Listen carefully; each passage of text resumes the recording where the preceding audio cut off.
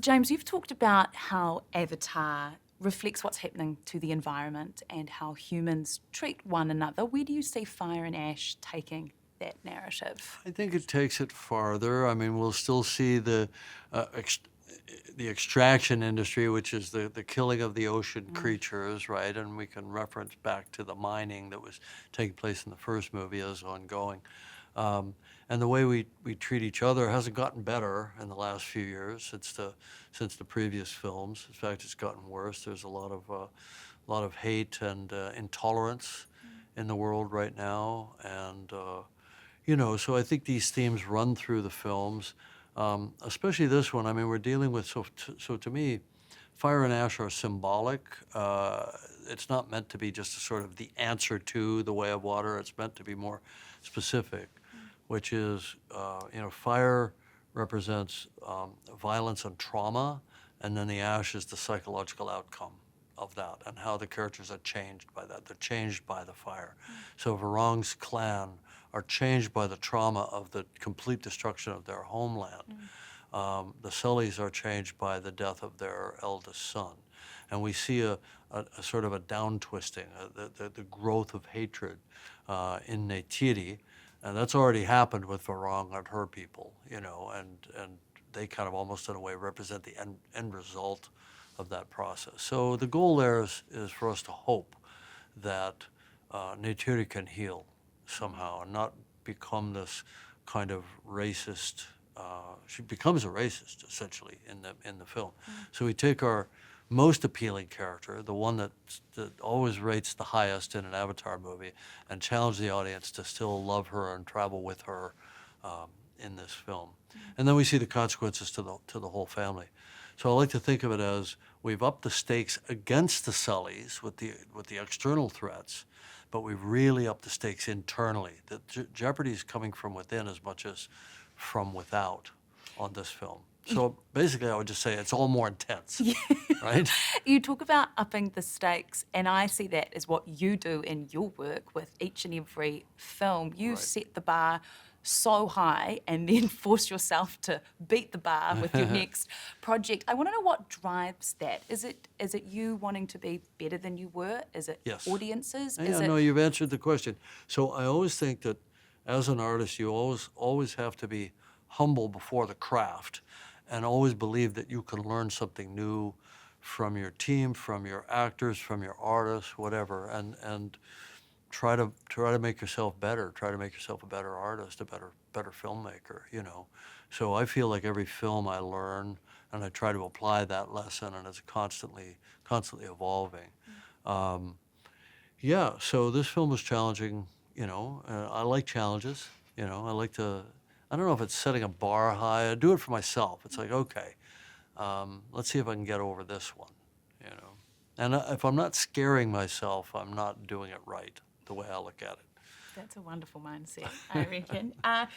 Budget. There have been some numbers thrown out there. The closest I've seen that you've come to putting a figure on it is, quote, it cost a ton. Do you want to amend the record, or are you happy with that amount? Pretty healthy. I'm pretty happy with a ton. I think the point is, if I could make a business case for spending even more money, I would. Why? Because that money goes to people. And I've never really quite understood why making jobs for people who have to pay mortgages and put their kids through school and all that has been considered a bad thing. It's not a bad thing. I'd make as many jobs as I could. Now, on this particular film, I've made jobs for over 3,000 people. I feel pretty good about that, right? Now, the big question is, does that business model hold? When the film goes into the marketplace, do we make enough money back in revenue to justify that model? It's happened twice. Is it necessarily going to happen a third time? Couldn't tell you. I've got my fingers crossed. All right, I got all my toes crossed.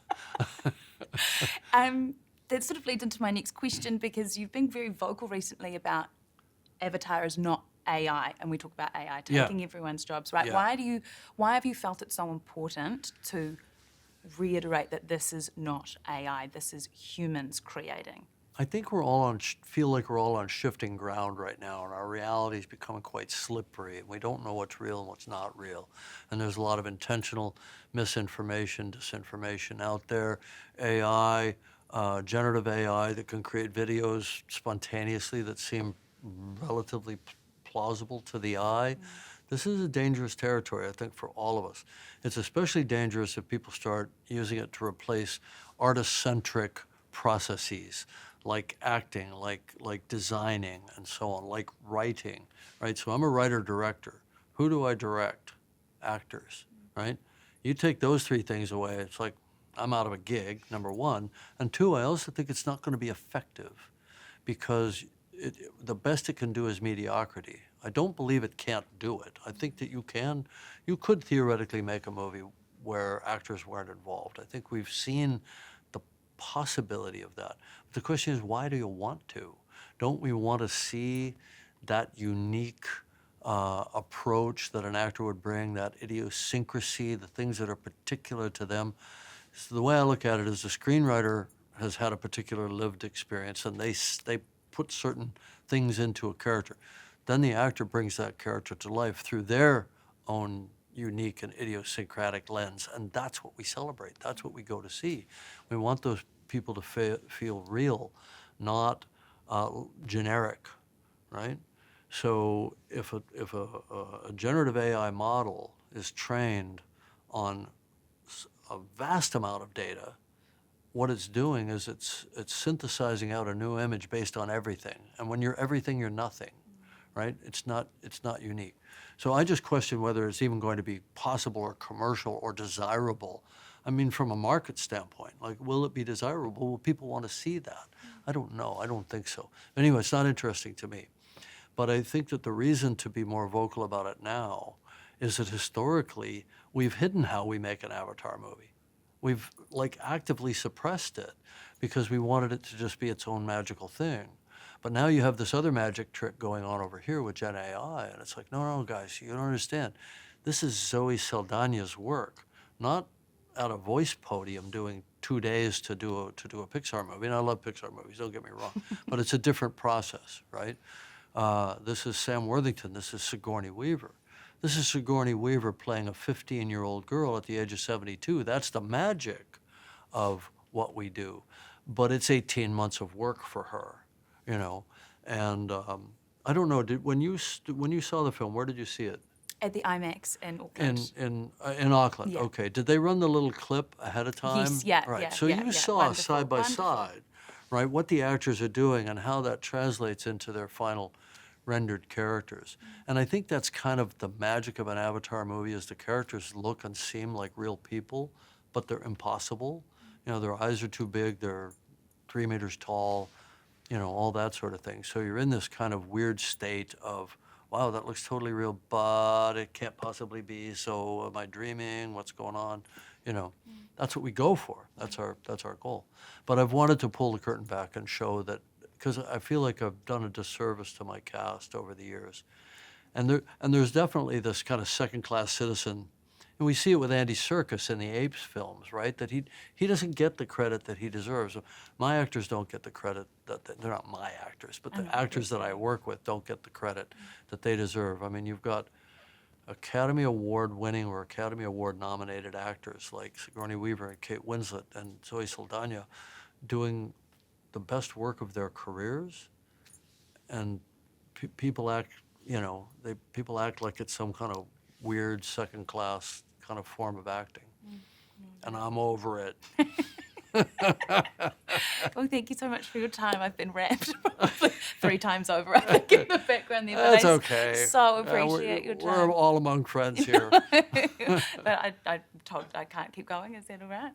One more question? One more. Well, it sort of One spins more. off that. I want to know what excites you about the future of film, but I also want to know if you're worried about anything. I think in the past couple of weeks, right, we've got Netflix possibly merging with Warner Brothers, and people are nervous about that. Like, what excites you, but what worries you? Look, I'm always excited by the possibility of, you know, creating a new story. I love that, right? I'd just like to keep going. I'm very concerned, actually, about the future of theatrical cinema, which I think is a sacred space for all of us to enjoy an art form that's 130 years old and is constantly improving as we go along. Very concerned about that. I'm concerned about the abuse of generative AI, which could be abused. Hopefully it won't be. So I'm simultaneously excited about all the cool stuff we can do now, and I'm concerned about the state of the industry. Big VFX houses are going out of business. Things are costing too much. We have to have some kind of a breakthrough in that area in order to continue to see science fiction and fantasy films, which is what I like to make and to watch. Not exclusively. I mean, I loved Hamnet. That's not exactly science fiction. Just as an example. But very concerned, I would say, and pretty ready to sort of, put on my sword and my shield and go out there and try to fix it to the extent that one person or one company can do that. There's some big challenges in front of us as a film business. And here in New Zealand, same thing too. Yeah, We big feel time. the business contracting here. It hasn't come back after COVID as much as we'd like it to. It was super, super thriving for a while, and now it's had a little bit of an ebb, and we got to get it back. I work at Stone Street Studios. I have my editing room there, but the rest of the studio has been empty for a year. We got to reverse that polarity. We got to get the big international capital coming back into New Zealand like we used to have. Right now, it's all flying over us and going to Australia. But we'll have 4 and 5 here as well, won't we, Avatar? Assuming that those films are affordable to make in the grand scheme, regardless of where they were made, is that a business model that is sustainable? I don't know the answer to that right now. I think we're going to find out in a few weeks. Well, good luck. Thank Keep you. me updated. Thank you. Yeah. Well, I think you won't be able to hide from the outcome on that one. It'll be like the result of an All Blacks game. I think everybody's going to know the answer on that one.